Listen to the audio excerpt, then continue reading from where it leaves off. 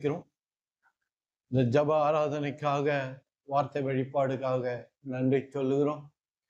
கர்த்தர் எங்களோடு கூட இருந்து எங்களை வழிநடத்துகிறமைக்காக நன்றி சொல்லுகிறோம்.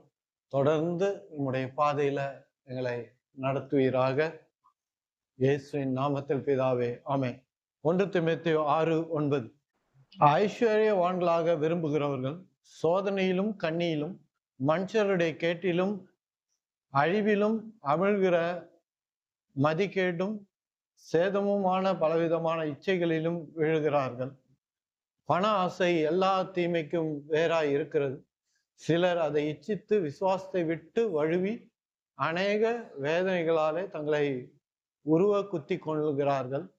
நீயோ தேவனுடைய மனுஷனே, இவைகளை விட்டோடி நீதியையும் தேவ பக்தியையும் விசுவாசத்தையும் அன்பையும் பொறுமையும் சாந்த குணத்தையும் அடையும்படியாக நாடு.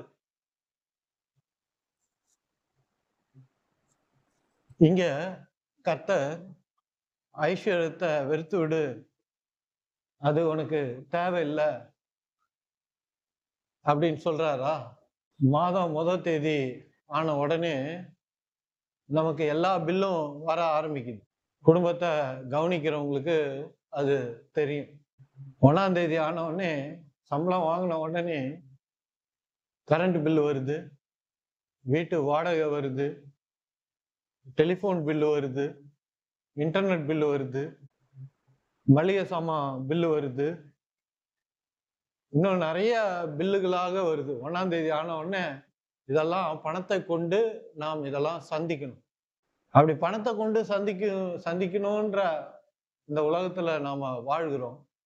ஆனா இங்க நிறைய பேர் என்ன நினைச்சுக்கிறாங்க, இந்த வசனம் கர்த்தர் ஐஸ்வர்யத்தை வேணான்னு சொல்றாரு, அது நமக்கு தேவையில்லை, அது நம்மளை கெடுத்துரும் அப்படின்னு நினைக்கிறாங்க.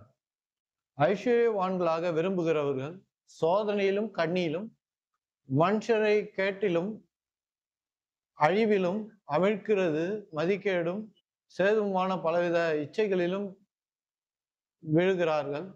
பண ஆசையே எல்லா தீமைக்கும் வேறா இருக்கிறது. சிலர் அதை இச்சித்து விசுவாசத்தை விட்டு வழுவி அநேக வேதனைகளால் தங்களை உருவ குத்தி கொண்டார்கள். ஆனா வேதத்தை நம்ம வாசிக்கும் போது, அபிராம் எடுத்துங்க, ஐஸ்வர்யனாய் இருந்தான், சீமானாய் இருந்தான் என்று வேதம் நமக்கு சொல்லுது. ஆதியாகமம் 24:35. கர்த்தர் என் எஜமானனை மிகவும் ஆசீர்வதித்திருக்கிறார், அவர் சீமானாய் இருக்கிறார், மல்டி மில்லியனர் பில்லியனராய் இருக்கிறார். கர்த்தர் அவருக்கு ஆடு மாடுகளையும் வெள்ளியையும் பொன்னையும் வேலைக்காரரையும் வேலைக்காரிகளையும் ஒட்டகங்களையும் கழுதைகளையும் கொடுத்திருக்கு. கர்த்தர், நீங்க இங்க வாசிக்கிறோம், அபிராம கர்த்தர் சீமானாக்கி இருக்கிறார் என்று. ஆதியாகமம் 26:12-13-14. ஈசாக்கு அந்த தேசத்தில் விதை விதைத்தான். கர்த்தர் அவனை ஆசீர்வதித்த நாள் அந்த வருஷத்தில் 100 மடங்கு பலன் அடைந்தான். அவன் ஐஸ்வர்யனாகி வர வர விருத்தி அடைந்து மகா பெரியவனானான். அவனுக்கு ஆட்டு மந்தையும் மாட்டு மந்தையும் அநேக பணிவிடைக்காரரும் இருந்ததினாலே பெலிஸ்தியர் அவன் பேரில் பொறாமை கொண்டு. 12வது வசனம், அவன் ஐஸ்வர்யனாகி கர்த்தர் அவனை ஐஸ்வர்யன் ஆக்குகிறார். கர்த்தர் தான் செய்கிறார்.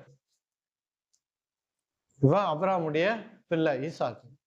இந்த ஈசாக்கோட பிள்ளை யாக்கோபு எப்படி ஆசீர்வதிக்கப்பட்டிருக்கிறான் பாருங்க. அவன் சொல்றான் 32, ஆதியாகமம் 32:10. அடியனுக்கு தேவரீர் காண்பித்த எல்லா தயவுக்கும் எல்லா சத்தியத்துக்கும் நான் எவ்வளவேனும் பாத்திரவன் அல்ல. நான் கோலும் கையுமாய் இந்த யோர்தானை கடந்து போனேன். இப்பொழுது இவ்விரண்டு பரிவாரங்களையும் உடையவனாயினேன். அவன் சொல்றான், வெறும் தடியோட நான் இந்த யோர்தானை கடந்து போனேன், இப்போ 2 பரிவாரத்தோட திரும்பி வர கர்த்தர் என்னை ஆசீர்வதித்திருக்கிறார் அப்படின்றான். கர்த்தர் இவனையும் நன்றாக மேன்மையாக உயர்வாக ஆசீர்வதித்திருக்கிறார். ஐஸ்வர்யவானாக சீமானாக செழிப்பு மிகுந்தவனாக அவனை ஆசீர்வதித்திருக்கிறார். ஏன் யோபு எடுத்துங்க, யோபு 1வது அதிகாரம் 3வது வசனம். அவனுக்கு 7000 ஆடுகளும் 3000 ஒட்டகங்களும் 500 ஏர் மாடுகளும் 500 கழுதைகளும் ஆகிய மிருக ஜீவன்கள் இருந்தது மின்றி திரளான பணிவிடைக்காரர்களும் இருந்தார்கள். அதனால் அந்த மனுஷன் கிழக்கத்திய புத்திரர் எல்லாரிலும் பெரியவனாய் இருந்தான். அந்த ஊரு ஃபுல்லா, அந்த தேசம் ஃபுல்லா, அந்த ஏரியா ஃபுல்லா, அந்த கான்டினென்ட் ஃபுல்லா இருக்கிற மக்களை விட இவன் ஐஸ்வர்யனாக இருந்தான். இதெல்லாம் இழந்த பிறகு மறுபடியும் கர்த்தர் இதை விட 2 அத்தனையாய் கொடுத்தார். அவன் கர்த்தர் தான் இவனை ஐஸ்வர்யன் ஆக்கினார் என்று வேதம் சொல்லு. 1 நாளாகமம் 4வது அதிகாரம் 9-10 வசனம். யாப்பேசு சகோதரரை பார்க்கிலும் கனம் பொருந்தியவனாய் இருந்தான். அவன் தாய் தன் துக்கத்தோடு அவனை பெற்றேன் என்று சொல்லி அவனுக்கு யாப்பேஸ் என்று பெயரிட்டாள். யாப்பேஸ் இஸ்ரவேலின் தேவனை நோக்கி, தேவரீர் என்னை ஆசீர்வதித்து என் எல்லைகளை பெரிதாக்கி உமது கரம் என்னோடு இருந்து தீங்கு என்னை துக்கப்படுத்தாதபடி அதற்கு என்னை விலக்கி காத்து கொள்ள என்று வேண்டிக் கொண்டான். அவன் வேண்டிக் கொண்டதை தேவன் அருளினார். ஆசீர்வதியும் எல்லைகளை பெரிதாக்கும், தீங்கு துக்கப்படுத்தாதபடி என்னை காத்துக்கொள்ளும், தேவனே கூட இரும் என்று சொல்லி இவன் ஜெபித்தான். கர்த்தர் அந்த ஜெபத்தை கேட்டார். இவனும் ஆசீர்வதிக்கப்பட்டு இருந்தான். நீ வேதத்தை எடுத்து வாசிச்சு பார்த்தீங்கன்னா, கர்த்தரை தேடின மனுஷன் அத்தனை பேரும் ஆசீர்வாதமாய் இருந்தாங்க, ஐஸ்வர்யவான்களாக இருந்தாங்க, நல்ல மேன்மையாய் உயர்வாய் இருந்தாங்க. ஆனா இங்க நம்ம 1 தீமோத்தேயு 6வது அதிகாரத்துல வாசிக்கிறோம், ஐஸ்வர்யவான்களாக விரும்புகிறவர்கள் சோதனையிலும் கண்ணியிலும் மனுஷருடைய கேட்டிலும் அழிவிலும் அமிழ்கிற மதிக்கேட்டும் சேதமுமான பலவித இச்சைகளிலும் விழுகிறார்கள். இந்த வசனத்தை படிச்சுட்டு பண ஆசையே எல்லா தீமைக்கும் வேறா இருக்கிறது. சிலர் அதை இச்சித்து விசுவாசத்தை விட்டு வழுவி அநேக வேதனைகளால் தங்களை உருவ குத்தி கொண்டார்கள்.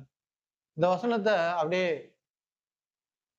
இருக்கிற மாதிரியே படிச்சுட்டு, பணம் நமக்கு தேவையில்லை, காசு நமக்கு தேவையில்லை, இந்த மாதிரி பிரசங்கங்கள் எல்லாம், பிச்சைக்கார பிரசங்கங்கள் எல்லாம் நிறைய கேட்டதுனால நிறைய பேருக்கு காசு இல்லாம பணம் இல்லாம அவதிப்படுகிறத பார்க்கிறோம். இன்னைக்கு உலகத்துல பணம் இல்லைன்னா ரொம்ப கஷ்டம். பணம் இருந்தா தான் இந்த உலகத்துல வாழ முடியும்ன்ற ஒரு நிலை இன்னைக்கு இருக்கிறது. பணம் இல்லாம நம்மளால வாழ முடியாது. கர்த்தருக்கும் அதான் தெரியும். அதனால்தான் கர்த்தர் தன்னை தேடுகிறவர்களுக்கு அவர் ஐஸ்வர்யத்தை கொடுக்கிறவராய் இருக்கிறார். நீதிமொழிகள் 10:22, கர்த்தரின் ஆசீர்வாதமே ஐஸ்வர்யத்தை தரும். ஆசீர்வாதம்னா என்ன? அது ஒரு வல்லமை. That is an empowerment. ஆசீர்வாதம் ஆசீர்வாதம் ஆசீர்வாதம் நம்ம கேட்கிறோம், கேள்விப்படுறோம். அந்த ஆசீர்வாதம் என்றால் என்ன? தேவன் நமக்கு கொடுக்கிற வல்லமை. நிறைய பேரு ஆசீர்வாதம்னா என்ன நினைச்சுக்கிறாங்கன்னா, காசை தான் ஆசீர்வாதம் நினைச்சுக்கிறாங்க. ஆனா அந்த ஆசீர்வாதத்துல காசு இருக்குது. கர்த்தர் ஒரு மனுஷனை ஆசீர்வதித்தா அவன் ஐஸ்வர்யனாக மாறுவான் என்று வேதம் சொல்லுது. அதான் கர்த்தருடைய ஆசீர்வாதமே ஐஸ்வர்யத்தை தரும். நீதிமொழிகள் 10:22. அவர் ஆசீர்வதிச்சார்னா அதுல ஐஸ்வர்யம் உண்டாகும். அப்போ ஆசீர்வாதத்தோட ஒரு பகுதி ஐஸ்வர்யம். அதனால ஆசீர்வாதம்னாலே ஐஸ்வர்யம்ன்றது கிடையாது, ஆசீர்வாதத்தின் ஒரு பகுதி ஐஸ்வர்யம். நாம கர்த்தர் நம்மளை ஆசீர்வதிக்கிறார்னா நமக்கு ஐஸ்வர்யம் உண்டாகிறது. ஐஸ்வர்யம் இந்த உலகத்துல இருந்தாதான் எதையும் நம்மளால செய்ய முடியும். காசு இருந்தாதான் ஊழியமே செய்ய முடியும். காசு இல்லாம ஊழியம் செய்யவே முடியாது இல்லையா? அப்போ நம்ம வாழ்க்கைக்கும் சரி, ஆவிக்குரிய வாழ்க்கைக்கும் சரி, நமக்கு காசு ரொம்ப முக்கியமா இருக்குது. ஏன்னா பணம் நிறைய பிரச்சனைகளை தீர்க்குது. பணமே வேண்டாம் அப்படின்னா பணம் இல்லாததுக்குரிய பாடுகள்ல, கஷ்டங்கள்ல நீங்கள் உழல வேண்டியதாக இருக்கும். சரியா பிள்ளைகளை படிக்க வைக்காம, சரியான ஸ்கூல்ல, நல்ல ஸ்கூல்ல படிக்க வைக்காம போக முடியும். அப்பா அம்மாவை கவனிக்க முடியாம போகும். சரியான உணவு, சரியான ஆடை, இருக்கிற இடம் இல்லாமல் போகும். அதுவே மிகப்பெரிய போராட்டமாக இருக்கும்.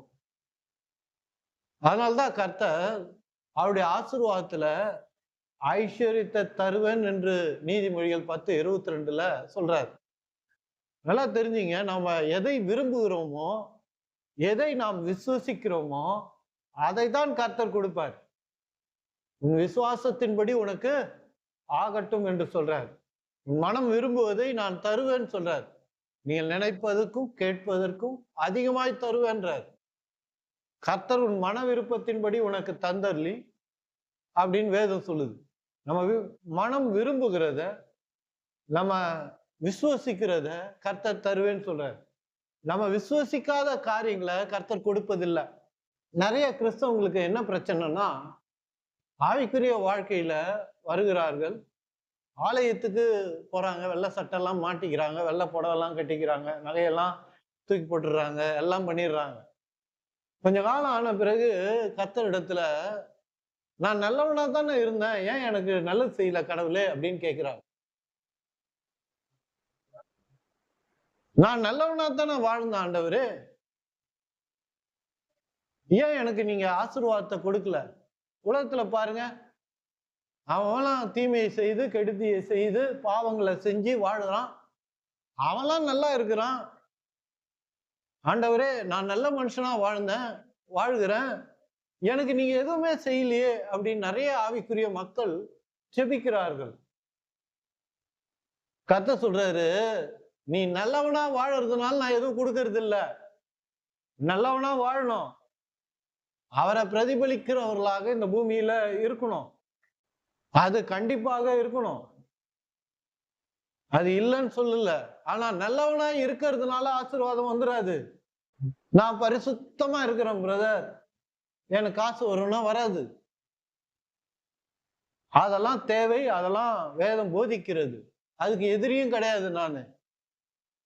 ஆனா நாம விசுவசிச்சாதான், நம்ம எதை விசுவசிக்கிறோமோ அதுதான் நம் வாழ்க்கையில வரும். அதனாலதான் ஒரு காரியத்தை சரியாய் புரிந்து கொண்டு, அறிந்து கொண்டு விசுவசிப்பது நல்லது. புரிஞ்சிக்காம நம்ம விசுவசிக்கிறோம்னா அந்த ஆசீர்வாதங்களை நம்மளால பெற முடியாது. அப்போ ஐஸ்வர்யத்தை நம்ம புரிஞ்சுக்கணும். ஐஸ்வர்யம்னா என்ன அப்படின்னு நிறைய பேர் என்ன நினைச்சுக்கிறாங்கன்னா, ஐஸ்வர்யம் மனிதர்களை கெடுத்துரும். நான் உலகத்துல பார்த்திருக்கிறேன் பிரதர், ஐஸ்வர்யவான் எல்லா விதமான பாவத்தையும் செய்கிறான், செய்து வாழ்கிறான், அதனால அது கெடுத்துரும் அப்படின்னு சொல்றாங்க. அப்படி கிடையாது. வேதத்தை நீங்க நம்ம இப்ப வாசிச்சப்பவே நமக்கு தெரியும் பாருங்க. கர்த்தர் தான் ஐஸ்வர்யத்தை கொடுக்கிறார், கெட்டு போறதுக்காக கொடுக்கிறாரு. ஐஸ்வர்யத்தை நம்ம கையில கொடுத்துட்டு கெட்டு போவாத அப்படின்னு அவர் சொல்றாருன்னா, அப்போ ஐஸ்வர்யம் கெடுத்துரும்னா அவர் அந்த கெடுக்கிற ஐஸ்வர்யத்தை கொடுத்துட்டு நீ கெட்டு போவாதன்னு ஏன் சொல்லணும்? யோசிச்சு பாத்தீங்களா? அது கெடுக்கும்னா, ஐஸ்வர்யம் கெடுக்கும்னா கர்த்தர் ஐஸ்வர்யம் கொடுக்க வேண்டிய அவசியம் இல்லை, அந்த வசனத்தை கொடுக்க வேண்டிய அவசியம் இல்லை. ஐஸ்வர்யம் கெட்டதுன்னா, ஐஸ்வர்யம் தீமையானதுன்னா, ஐஸ்வர்யம் பணம் பாவத்துல நம்மளை தள்ளிடும்னா கர்த்தர் கொடுக்காம அவாய்ட் பண்ணிட்டு இருக்கலாமே, கொடுக்காம விட்டுருலாமே, இந்த வசனத்தை சொல்லாமே விட்டுட்டு இருக்கலாமே. அபிரகாமை ஆசீர்வதித்தன்னு சொல்ல வேண்டியது இல்லையே, அவனை ஆசீர்வதிக்க வேண்டிய அவசியமும் இல்லையே. நம்ம வாச்சோம் இல்லையா, அபிரகாமு, ஈசாக்கு, யாக்கோபு, யோபு, யாபேசு, இந்த மாதிரி கொஞ்சம் தான் படிக்க முடியுது. எல்லாரையுமா படிக்க முடியும்? எல்லாரையும் ஆசீர்வதித்திருக்கிறார், ஐஸ்வர்யத்தோடு ஆசீர்வதித்திருக்கிறார். அது கெடுத்துரும்னா அவர் தர வேண்டிய அவசியமே இல்லை, அங்கேயே நிறுத்திட்டு இருக்கலாமே. Prevention is better than cure அப்படின்னு சொல்லி நிறுத்திட்டு இருக்கலாமே. ஐஸ்வர்யம் கெட்டது கிடையவே கிடையாது.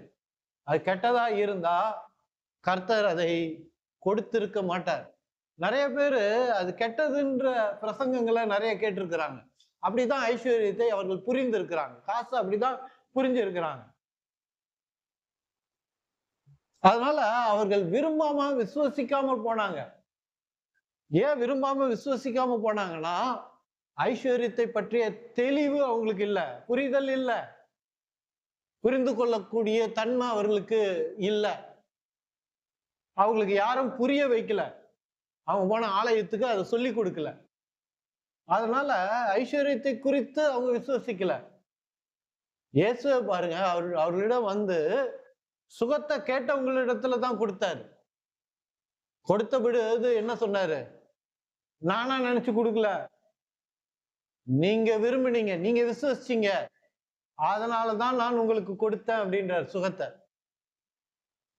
நாம விசுவசித்தால் விரும்பினாதான் எதுவுமே தேவனிடமிருந்து வரும். நான் நல்லவனா இருந்தேன், நான் பரிசுத்தமா இருந்தேன் அப்படின்றதுனால கர்த்தர் ஐஸ்வர்யத்தையும் செழிப்பையும் எதுவுமே கொடுத்துறது இல்ல. கர்த்தரை நம்புகிறவன் செழிப்பான்.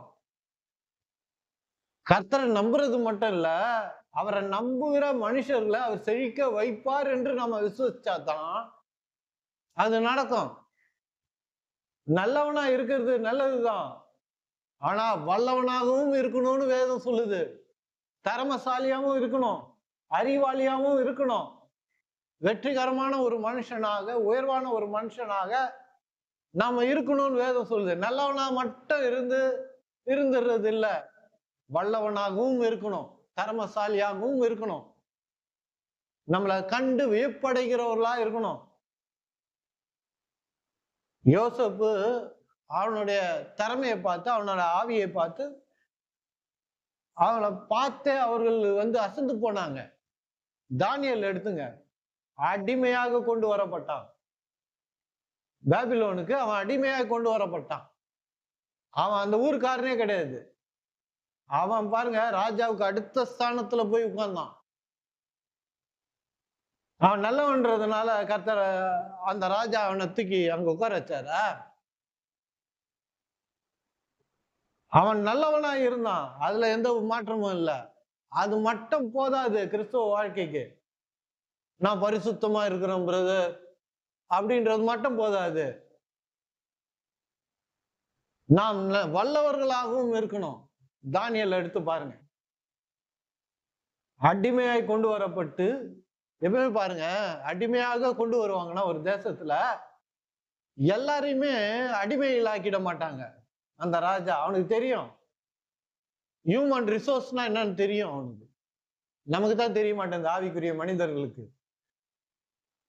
அறிவாளிகளை அவங்க ஒண்ணும் செய்ய மாட்டாங்க, எடுத்து தங்கள் தேசத்துக்காக பயன்படுத்துவாங்க அவங்க அறிவை. அப்படிதான் தானியேல அந்த ராஜா தெரிந்து கொண்டான். அவனுக்குன்னு அரண்மனையை கொடுத்து, அவனுக்கு ஐஸ்வர்யத்தை கொடுத்து, அவனுக்கு பணிவிடை ஆட்களை கொடுத்து, அவனுக்கு எல்லா சலுகைகளையும் கொடுத்து, அவனுக்கு அடுத்த ஸ்தானத்துல 3 பேர்ல ஒருத்தராக அவனை வச்சிருந்தாங்க. ஆனா அவனோட நிலை என்ன? அவன் அடிமையாக கொண்டு வரப்பட்டு இருந்தான். தானியேல் அவன் பரிசுத்தமா இருந்தான். சிங்கம் அவனை தப்பிக்க வச்சதுன்றது மட்டும் இல்ல ஸ்டோரி. அவன் திறமசாலியாக வல்லவனாக இருந்தான். யோசேப்பு எடுத்துங்க, அவனை மீதியானவர்கிட்ட விட்டு போட்டார்கள். அவன் சகோதரனே வித்துட்டான். அவனை போத்திபார் அரண்மனைக்கு கொண்டு போய் வைக்கிறாங்க. அவனை அங்க அதிகாரியா வைக்கிறான் அந்த போத்திபார்.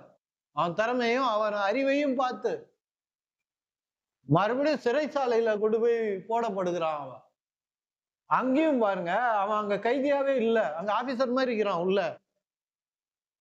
அவனை அங்கேயும் அவனுடைய திறமையை பார்த்து, அவனுடைய உயர்வை பார்த்து அவனை உயர்த்தி வைக்கிறாங்க அங்க இருக்கிற அதிகாரிகள்.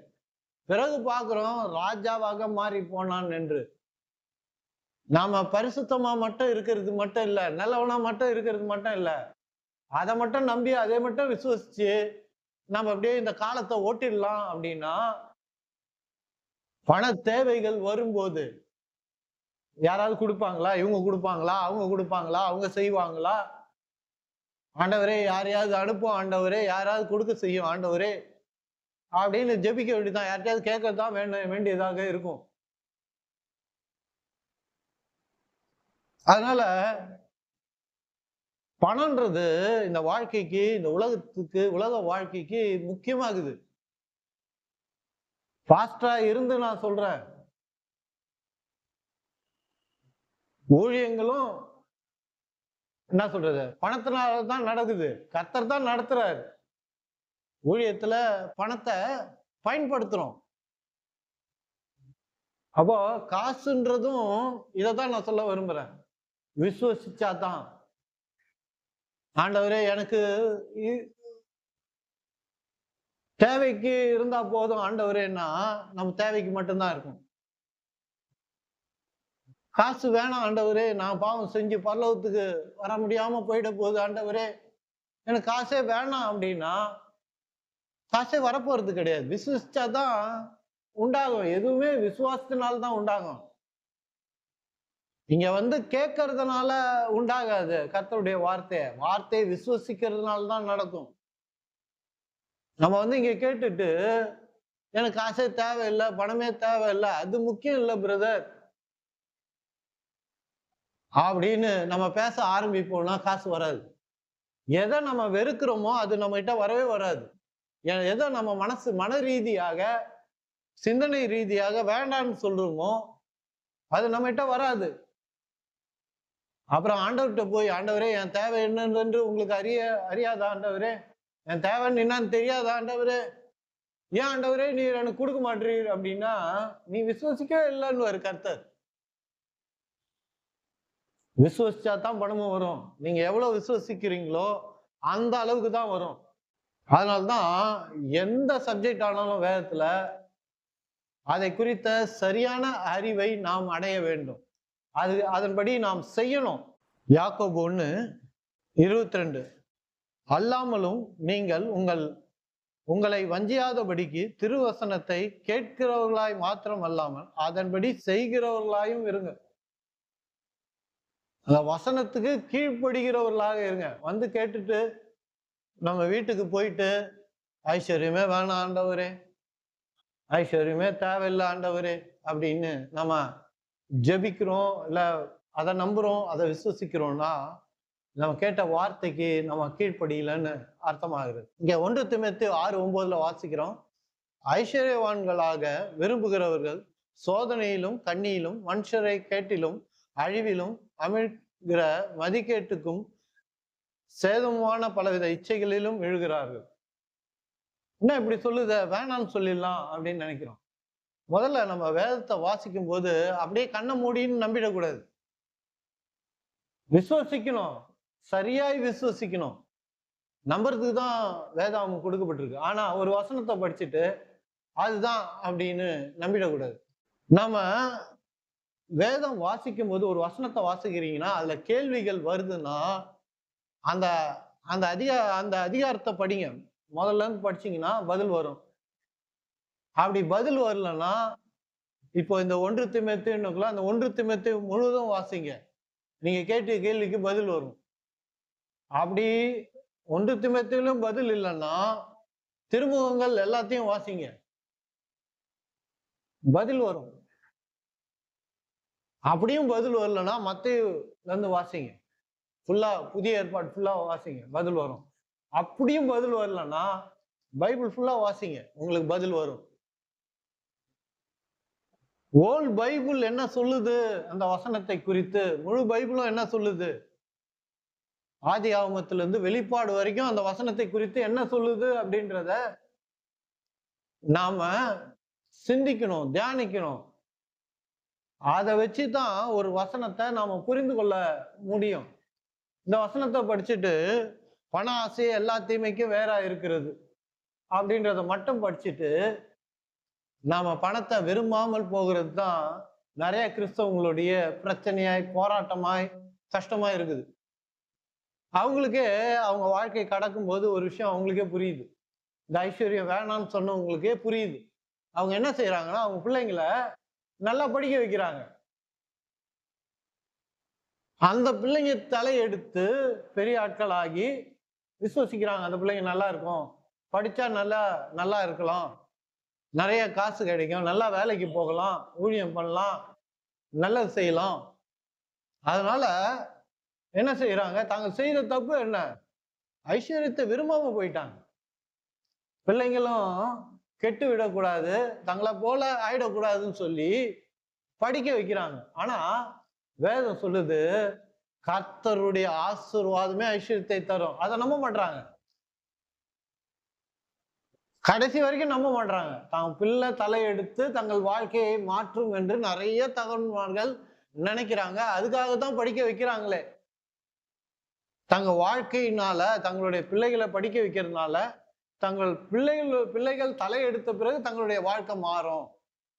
அவங்க போய் சம்பாரிச்சு வீடு கட்டி நல்லா வசதியாய் வாழும்போது தாங்களும் நல்லா இருக்கலாம், வசதிக்கு வரலாம். இதைத்தான் வழியா வைத்திருக்கிறார் கடவுள் என்று நினைச்சு அப்படி போகிற ஆவிக்குரிய மனிதர்களும் இருக்கிறாங்க. படிக்க வைக்கிறது நல்லது, பிள்ளைங்க நல்லா இருக்கணும்னு நினைக்கிறது நல்லது.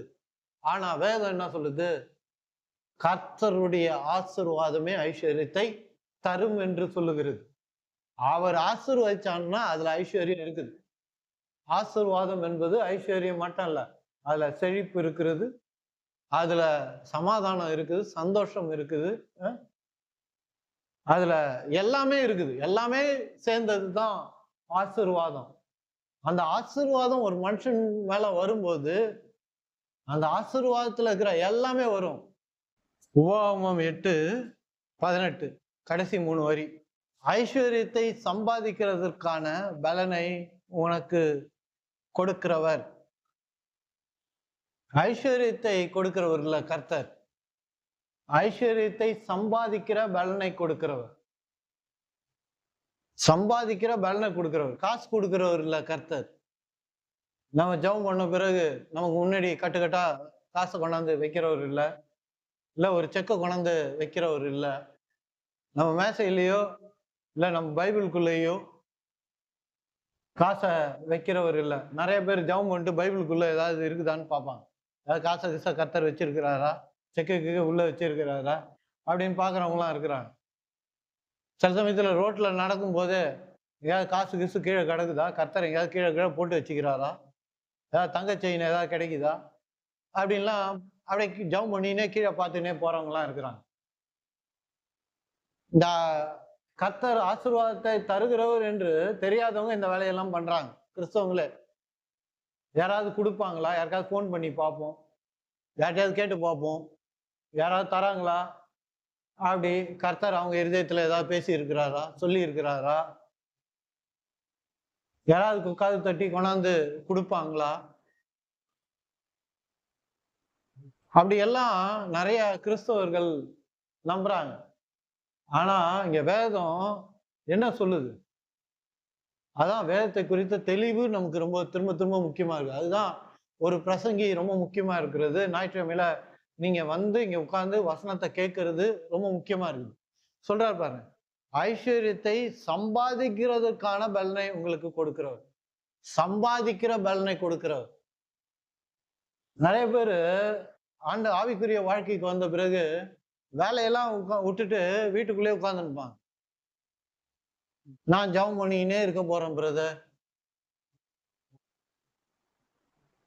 அப்படி ஜெபம் பண்ணினே இருக்க போறேன்னு வேலையை விட்டு உட்காந்துக்கிறவங்கள போய் பாருங்க, டிவி பார்ப்பாங்க, போனை நோண்டுவாங்க. முழுசா ஜெபத்துல இருந்தாங்கன்றீங்க, அது ஒரு சாக்கு அவங்களுக்கு. வேலையை விட்டுட்டு நான் ஜெபம் பண்றேன் பிரதர் அப்படின்னு பைபிள் எங்கேயுமே சொல்ல, வேலையை விட்டு ஜெபம் பண்ணுங்கன்னு. ஏதேன் தோட்டத்தை உண்டாக்கி ஆதாமையும் ஏவாளையும் வைத்த பிறகு சொல்றாரு, பண்படுத்துங்க, விதைங்க, தண்ணி பாய்ச்சுங்க,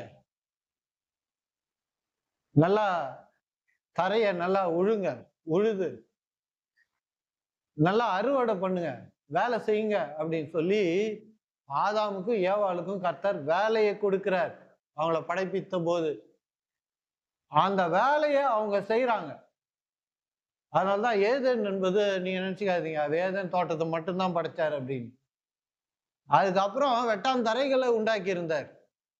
வெறும் தரைகளை உண்டாக்கி இருந்தார்.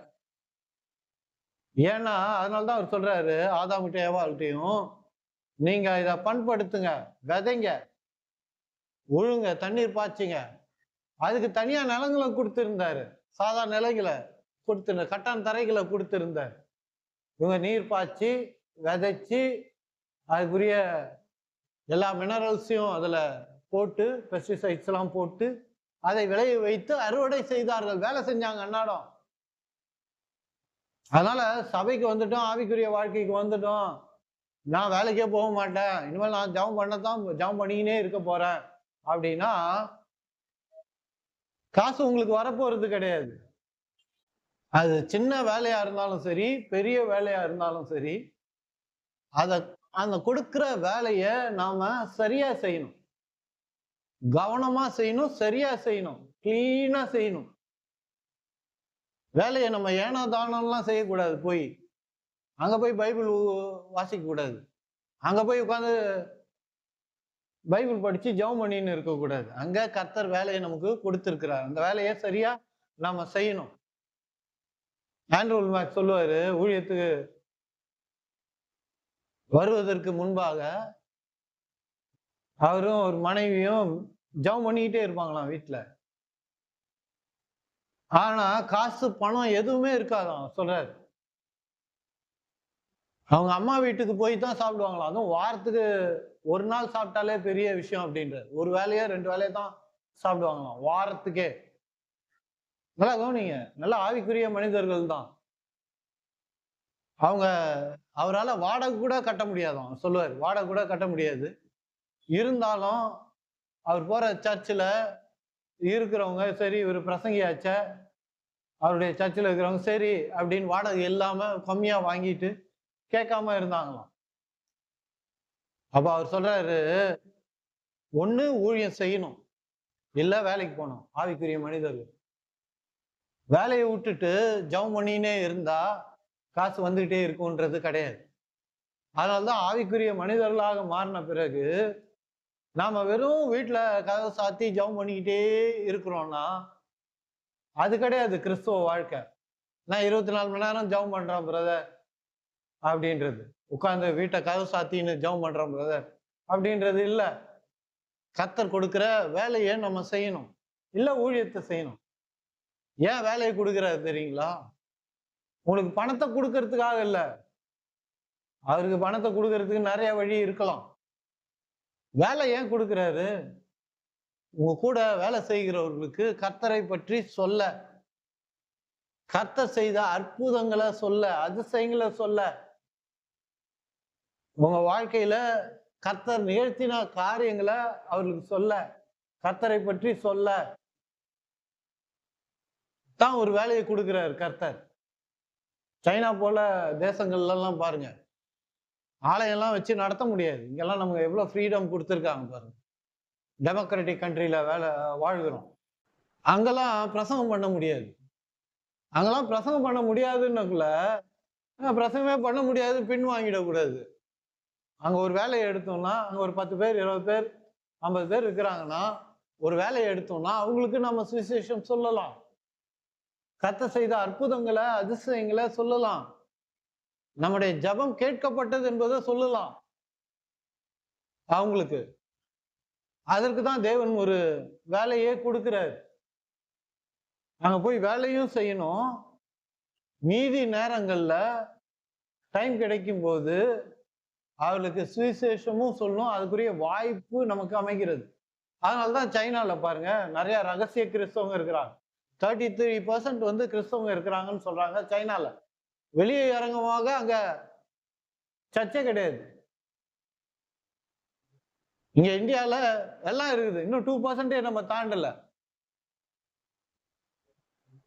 அதுக்கு காரணம் என்னன்னா வேதத்தை பற்றிய சரியான புரிதல் இல்லை. சுலபமாக அவர்களை நண்பராக்கி கொண்டு அவங்களுக்கு பிரசவம் பண்ணலாம். யாரை எதிர்த்து உங்களுக்கு மேல கேஸ் போட்டுற போறது இல்லை. ஏன்னா நீங்க வேலை செய்யறீங்க, உங்க கலிக்கு அவங்க அவங்க வழியாக அவங்களுடைய நண்பர்களை நீங்க ஆதாயப்படுத்தலாம் கர்த்தருக்கு என்று. இதான் வேலைக்கு போறதோட மோட்டிவேஷன். இப்படிதான் இருக்கணும். இதற்கு தான் தேவன் ஒரு வேலையும் கையில நமக்கு கொடுக்கிறார். அப்ப வேலையை எடுத்துக்கிறது எவ்வளவு முக்கியமா இருக்குது பாருங்க. இங்க சொல்றாரு பாருங்க, ஐஸ்வர்யத்தை கொடுப்பது இல்ல. கர்த்தர் நோட் அடிச்சு நம்ம கையில கொடுக்கறது இல்ல. நோட் அடிக்கிற அதிகாரம் அவருக்கு கிடையாது. எந்த ரூபாவும் அடிக்கிறதுக்கு அதிகாரம் கிடையாது கர்த்தருக்கு. இந்த உலகத்துல இருக்கிற எந்த ரூபாவையும் அடிக்க மாட்டாரு. கர்த்தர் எங்க நோட் அடிச்சாருன்னா அவர் கள்ள நோட்டு அடிக்கிறாருன்னு அர்த்தம். கர்த்தர் ரிசர்வ் பேங்குக்கு மட்டும்தான் அதிகாரம் இருக்குது நோட் அடிக்கிறதுக்கு, கர்த்தருக்கு கிடையாது. நிறைய பேர் நினைச்சுக்கிறாங்க கர்த்தர் அடிச்சு கொடுப்பாரு அப்படின்னு. நீங்க எல்லாம் நோட்டை எடுத்து பாருங்க, ரிசர்வ் பேங்க் கவர்னரோட கையெழுத்து அதுல இருக்கும். கர்த்தருடைய கையெழுத்தா இருக்குது. அவர் போட்டு அவரு ஜீசஸ் அப்படின்னு போட்டாருன்னா அது செல்லாதுங்க. அதனால்தான் நம்ம பிறக்கும் போதே கர்த்தர் நம்மளுக்கு தாளந்துகளை, திறமைகளை, ஈவுகளை கொடுத்து அனுப்புறாரு இந்த உலகத்துல. அதெல்லாம் பயன்படுத்தி நீ இந்த உலகத்துல ஐஸ்வர்யனா இரு.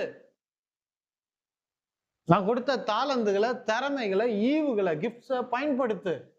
அதை நம்ம பயன்படுத்தாம ஆண்டவரே ஆண்டவரே எனக்கு 1000 ரூபாய் தேவைப்படுது ஆண்டவரே, 2 லட்சம் தேவைப்படுது ஆண்டவரே, 2 கோடி தேவைப்படுது ஆண்டவரே, இத்தனை கடன் இருக்குது ஆண்டவரே அப்படின்னா அது ஜபம் இல்ல. அது சரியான ஜபமும் கிடையாது. கர்த்தர் என்ன சொல்லுவாரு இப்படி ஜபிக்கும் போது? உனக்கு நான் தாளந்தை கொடுத்து அனுப்பல, திறமையை கொடுத்து அனுப்பல, அறிவை கொடுத்து அனுப்பல, ஞானத்தை கொடுக்கலையா?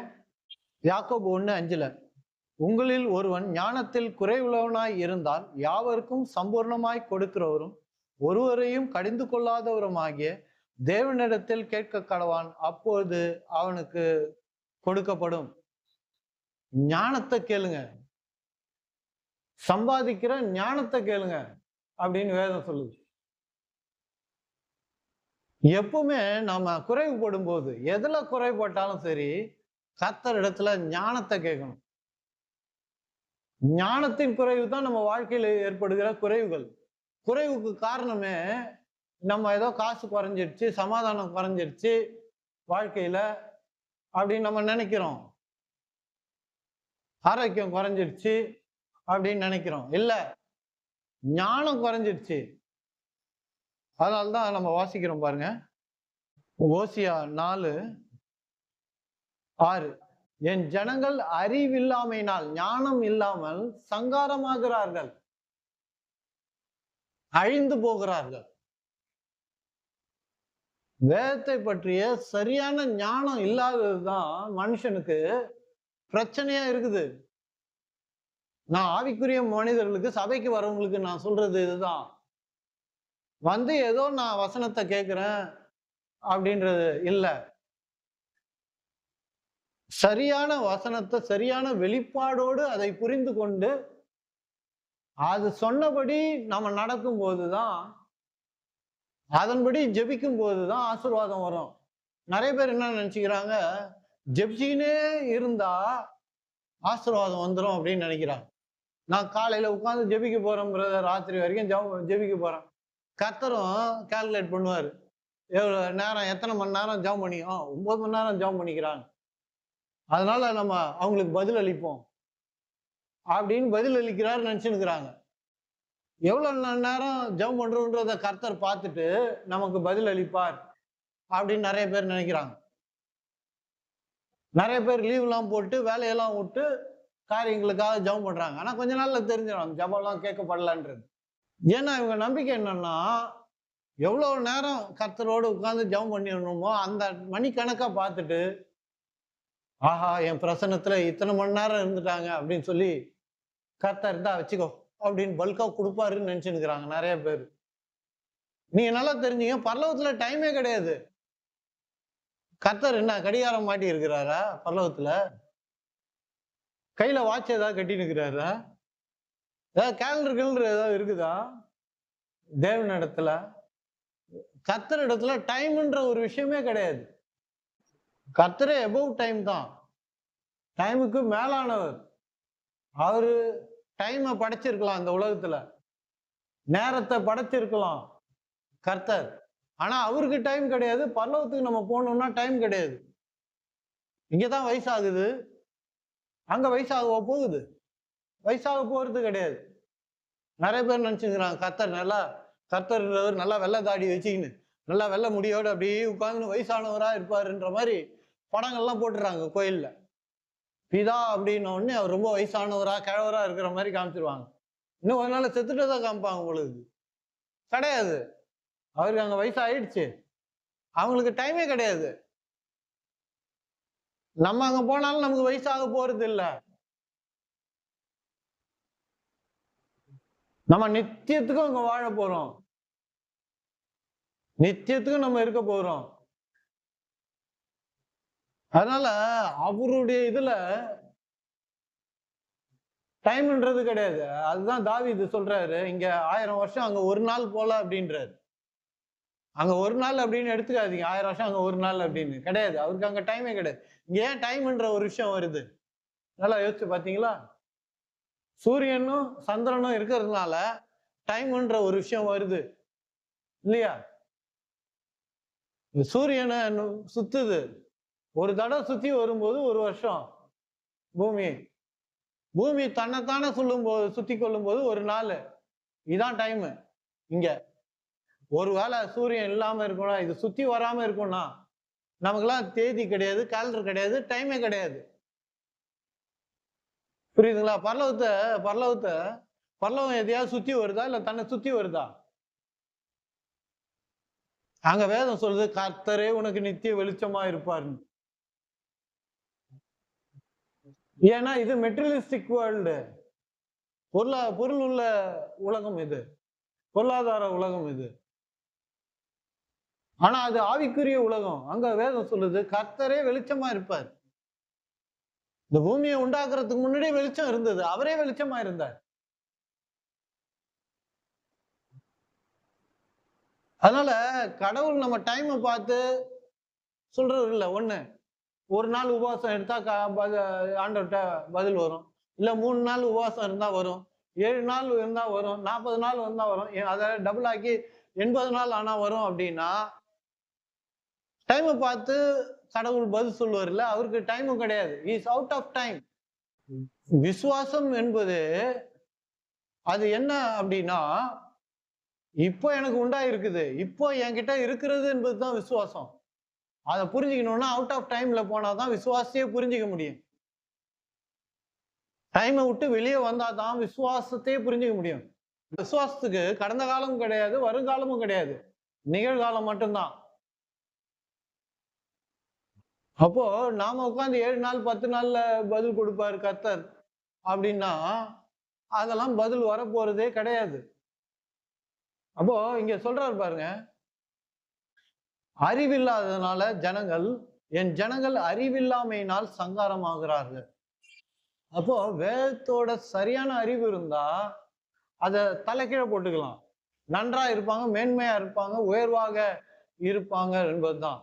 அப்போ நாம் புரிஞ்சுக்கணும், இந்த உலகத்துல நம்ம வாழும் நாட்கள்ல ஒண்ணு கர்த்தருக்கு வேலை செய்யணும், இல்ல கர்த்தர் ஒரு வேலையை கொடுத்தாருன்னா அந்த வேலையை எடுத்து அதை சிறப்பா செய்யணும், நன்றாக செய்யணும். மற்றவங்க மேனேஜர் பாக்குறாரு, அதிகாரி பாக்குறாங்க, இல்ல சம்பளத்துக்காக இப்படி எல்லாம் வேலை செய்ய கர்த்தர் ஒரு வேலையை கொடுக்கல. கர்த்தர் உங்களுக்கு வேலையை கொடுத்திருக்கிறார். அவருக்கு ஆசீர்வதிக்க 1000 வழி இருக்கும். ஆனா நீங்க கொடுக்கிற வேலையை நீங்க செய்யறீங்களான்றதுதான் கர்த்தர் பார்க்கிறார் ஒழிய, நம்முடைய செய்கை தான் கர்த்தரை பிரதிபலிக்கிறதா இருக்கணும். நிறைய பேர் வாய்க்கீழே பேசுவாங்க எல்லாத்தையும், ஆனா செயல்ல ஒண்ணும் இருக்காது. ஆண்டவர் இப்படிங்க, கர்த்தர் அப்படிங்க, இப்படிங்க அப்படிங்குவாங்க. ஆனா அவங்களே வேலை செய்யற இடத்துல ரப்பரை திருடின்னு வருவாங்க, பேனாவை திருடுவாங்க, ஸ்கேலை திருடுவாங்க, அங்க இருக்கிற தாளெல்லாம் அதெல்லாம் யாரு கவனிக்க போறா? அதெல்லாம் ஒண்ணும் அவங்களாம் கவனிக்க மாட்டாங்க, அங்கிருந்து எடுத்துன்னு வந்துருவோம் அப்படின்ட்டு எடுத்துன்னு வருவாங்க. நீங்களாம் பார்த்துருப்பீங்க இல்லையா? அப்போ கூட இருக்கிறவங்க நம்மள மாதிரிதான் இருக்கிறாங்க, நம்ம கர்த்தருன்றாங்க, அவ்வளவுதான்.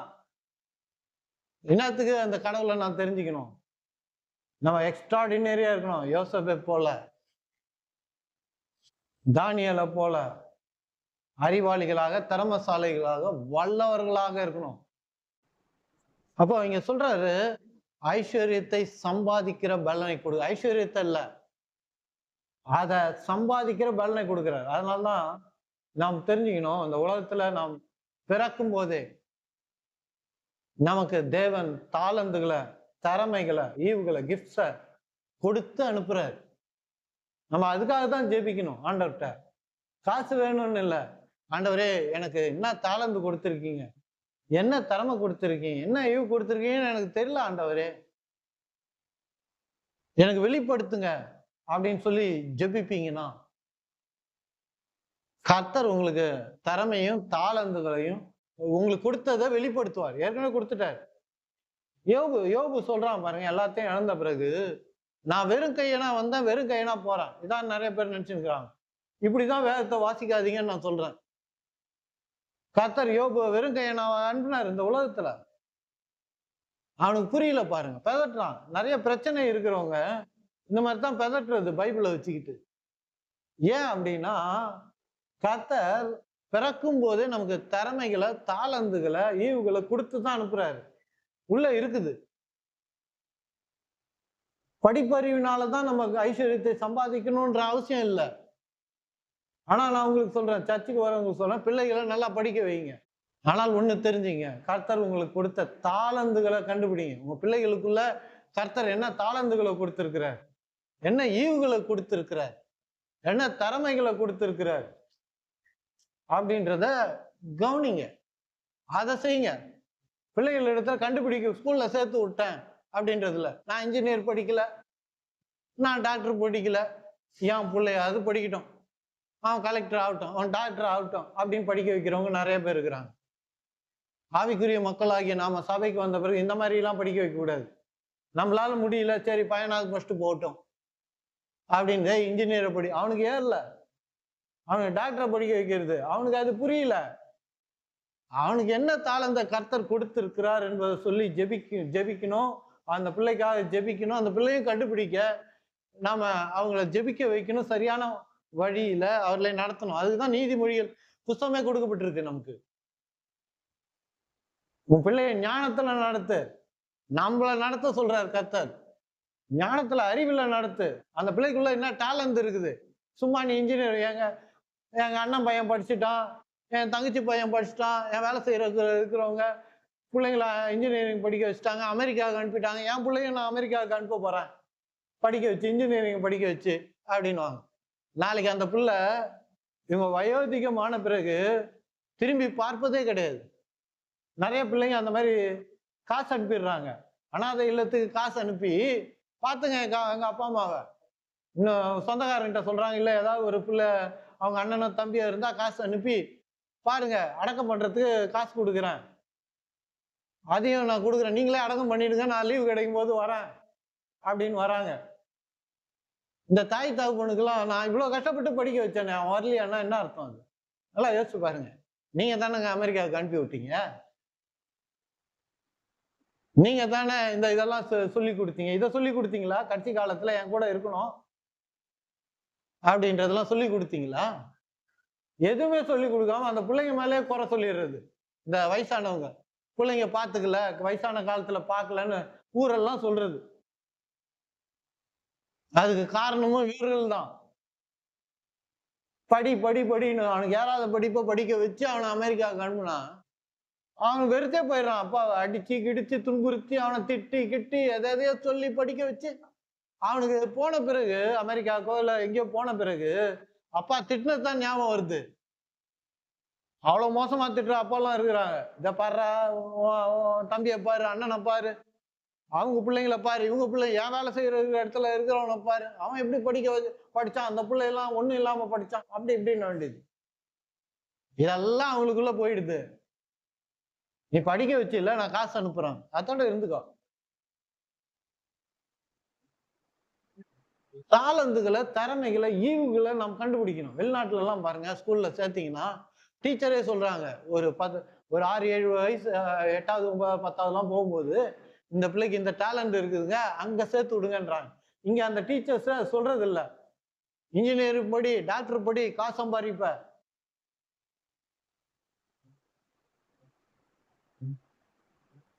அதனாலதான் இன்னைக்கு மருத்துவத்துறையே வியாபாரமா மாறி போச்சு. ஏன் ஸ்கூலே இன்னைக்கு வியாபாரமா மாறிடுச்சு. கிறிஸ்தவர்கள் கையில ஸ்கூல் இருந்தப்போ அது ரொம்ப கம்மியான இதுதான் கொடுத்தாங்க, ஃபீஸ் தான் கொடுத்தாங்க கிறிஸ்தவங்க கிட்ட இருந்தப்போ. ஆனா இன்னைக்கு பிரைவேட் பார்ட்டிஸ் எல்லார்கிட்டையும் போச்சு ஸ்கூலு. இன்னைக்கு எவ்வளவு ஃபீஸ் வாங்குறாங்க? லட்சத்துல வாங்குறாங்க. நான்லாம் பெட்சம்ல படிக்கும்போது, நான் சொல்றேன் 30 வருஷத்துக்கு முன்னெல்லாம் நான்லாம் படிக்கும்போது 100 ரூபா கூட கட்டல. நான் கடைசியா வரும்போது 90 ரூபா தான் கட்டினேன். 90 ரூபான்றது ஒரு பெரிய காசே கிடையாது அப்போ பெட்சம்ல. அவங்க கொடுத்த எஜுகேஷன் இருக்கு பாருங்க, அந்த தரம் இன்னைக்கு நீங்க பல லட்சம் மாசத்துக்கு கொடுத்து கட்டினாலும் கிடையாது. இன்னைக்கும் அந்த குவாலிட்டி இருக்குது, கிறிஸ்துவ பள்ளிகள்ல இருக்குது. ஆனா அதை இன்னைக்கு வியாபாரமாக்கிட்டாங்க வெளியே போய். இன்னும் கிறிஸ்தவ பள்ளிகள் இன்னும் கம்மியா தான் வாங்குறாங்க எல்லா இடத்துலயும். இன்னைக்கும் பெட்சம்ல கம்மியா தான் வாங்குறாங்க. இன்னைக்கும் பெட்சம்ல படிக்கிற நான் இதுக்கு போயிருந்தேன், என்னோட ஸ்கூலுன்றதுனால பெருமையா சொல்றேன்னு நீங்க நினைச்சுக்காதீங்க. அங்க கிறிஸ்தவர்களையும் இந்துக்களையும் வித்தியாசமா பார்க்கவே இல்லை. படிச்சவங்களை கேட்டீங்கன்னா தெரியும். எல்லாருக்கும் சமமான கல்விகளும் சமமான நடத்தைகளும் தான் கொடுத்தாங்க. அதுதான் கிறிஸ்தவம். That is Christianity. நான் போனதுக்கு போன வருஷம் அலுமினிக்கு போயிருந்தேன். பழைய ஸ்டூடெண்ட்லாம் வரலாம் அப்படின்னு சொல்லி இருந்தாங்க. அப்படி சொல்லும்போது சாமியார் சொல்றாரு, ஜிப்மர்ல இருந்த அத்தனை சீட்டையும் பெட்சம்னர் பசங்க தான் வாங்கினாங்க அப்படின்னு. ரொம்ப கம்மி சம்பளம். இன்றும் அவங்க தான் லீடிங்ல இருக்கிறாங்க. எவ்வளவு வாங்குறாங்க? இன்னைக்கும் கம்மியா தான் வாங்குறாங்க. ஏன் இதை நான் சொல்றேன் அப்படின்னா, நமக்குள்ள இருக்கிற தாளந்துகள், திறமைகள், இதுக்கெல்லாம் நம்ம முக்கியத்துவம் கொடுக்கணும் ஆவிக்குரிய வாழ்க்கையில வந்த பிறகு. நிறைய பேரு கஷ்டப்படுறதுக்கு காரணம் என்ன? காசு இல்லாம கஷ்டப்படுறதுக்கு காரணம் என்ன? லேக் ஆஃப் மணியா? பணக்குறைவா? கிடையாது, பணக்குறைவு கிடையாது. ஐடியாஸ் இல்ல, லேக் ஆஃப் ஐடியாஸ். ஐடியா இல்ல, ஐடியா இல்லாததுதான். ஒரு ஐடியா ஒரு மனுஷனுடைய வாழ்க்கையை தலைக்கிட மாட்டோம். நிறைய பேர் என்ன நினைச்சுக்கிறாங்க, என்கிட்ட பணம் இல்லை, இல்லை நான் வியாபாரம் பண்ணி கோடீஸ்வரன் ஆயிட்டு இருப்பேன் அப்படின்வாங்க. எனக்கு பணம் கொடுக்கறதுக்கு இல்லை இன்வெஸ்ட் பண்றதுக்கு யாரும் இல்லை அப்படின்னு சொல்லி நிறைய பேர் சொல்லுவாங்க. பணத்தை கொடுத்து பாருங்க என்ன செய்யறாங்கன்னு. வாங்கி வாங்கி வச்சுக்குவாங்க. இன்னும் 2-3 மாசம் கழிச்சு மறுபடியும் ஃபோன் பண்ணுவாங்க உங்களுக்கு, நான் ஒரு மறுபடியும் இன்னும் வியாபாரம் ஆரம்பிக்க போறேன், இல்லை இன்னொரு ஏதாவது வேணும், காசு வேணும், உங்ககிட்ட தான் கேட்பாங்க. பணம் நீங்க கொடுக்கறதுனால அவங்க வாழ்க்கை மாறவே மாறாது. பணம் கொடுக்கும்போது ஜாக்கிரதையா கொடுங்க. இன்னொருத்தர் கொடுக்கும்போது என்கிட்ட இருக்குது எதிர்பார்க்கிறாங்க அப்படின்னு நான் கொடுத்துட்டேன்றது கிடையாது. அமெரிக்கால ஒரு ஆராய்ச்சி சொல்லுது, ஒண்ணுமே இல்லாத ஒருத்தன்கிட்ட 3 கோடி கொடுத்தா 3 வருஷத்துல ஒண்ணுமே இல்லாம வந்து நிப்பானாம். ஆராய்ச்சி. இல்லாதவங்கிட்ட காசு கொடுத்தா இன்னும் கொஞ்சம் காலத்துல, இன்னும் 2-3 வருஷத்துல இல்லைன்னு வந்து நிப்பான். நம்ம கொடுக்குற காசு அவங்க வாழ்க்கையை மாற்றாது. அதனாலதான் ரொம்ப கவனமா இருக்கணும் காசு கொடுக்கல. சும்மா எடுத்து டப்புன்னு கொடுத்துடாதீங்க. அவங்க எதுக்கு கேட்கறாங்கன்றத புரிஞ்சுக்குங்க. போன் வாங்க போறேன், எனக்கு ஒரு 10,000 அனுப்புங்கன்னா கொடுத்துடாதீங்க.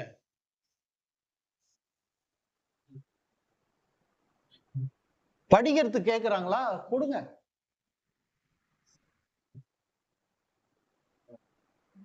அவர்களுக்கும் தேவனுடைய வார்த்தை முக்கியம். சர்ச்சுக்கு வாங்கன்னு சொல்லுங்க.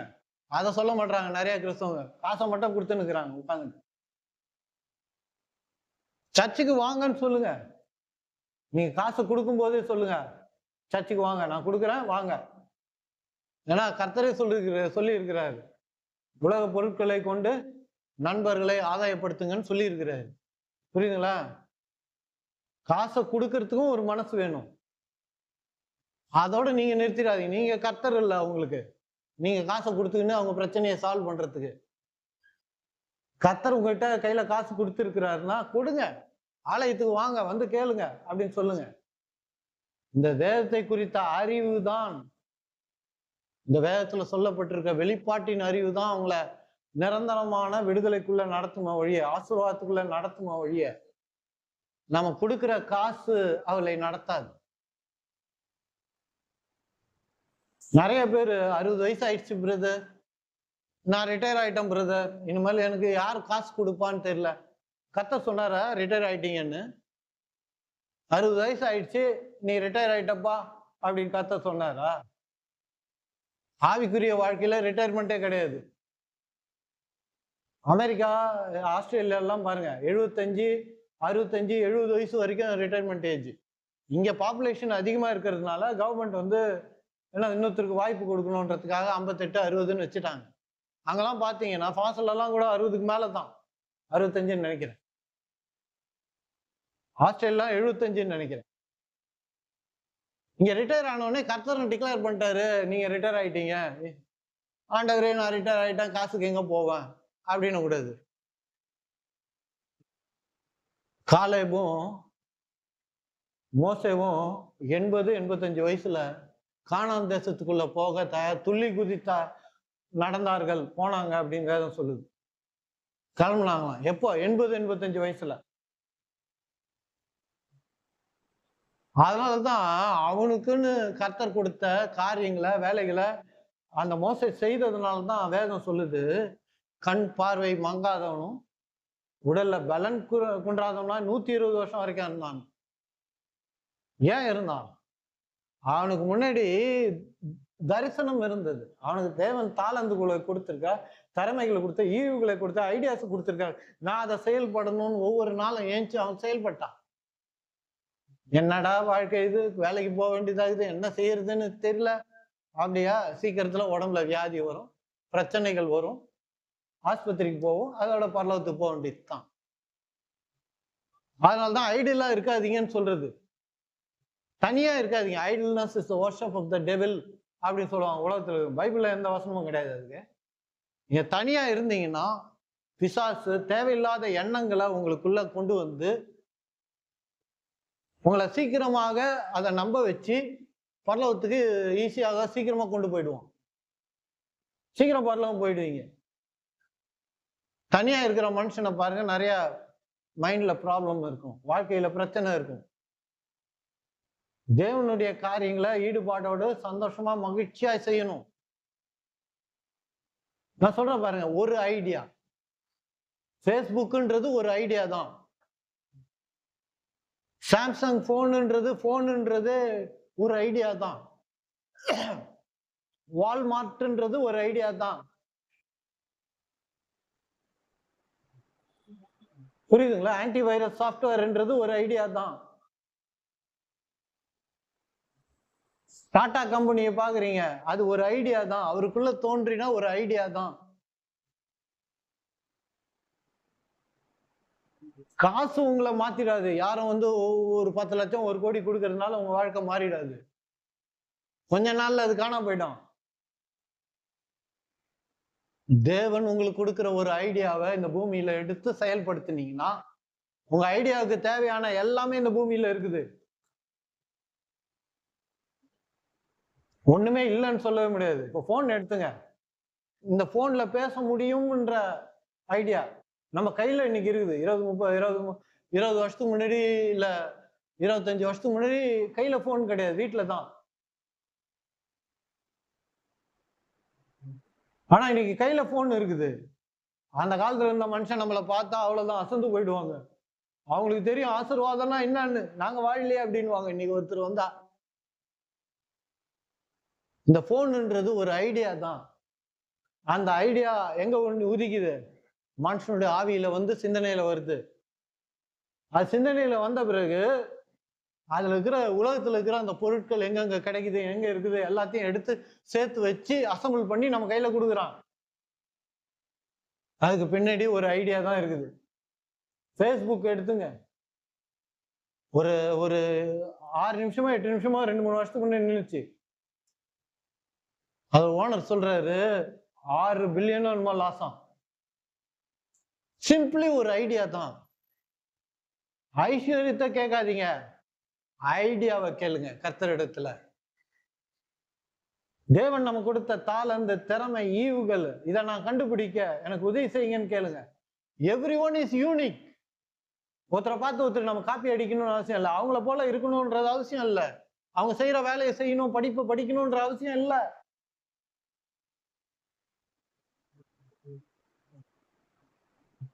கர்த்தரிடத்துல ஜெபம் பண்ணும்போது சரியா ஜெபம் பண்ணுங்க. கர்த்தர் உங்களுக்குள்ள வச்சிருக்க தாளந்துகளை, திறமைகளை, ஈவுகளை உங்களால மட்டும்தான் முடியும் அந்த வேலையை செய்ய இந்த உலகத்துல.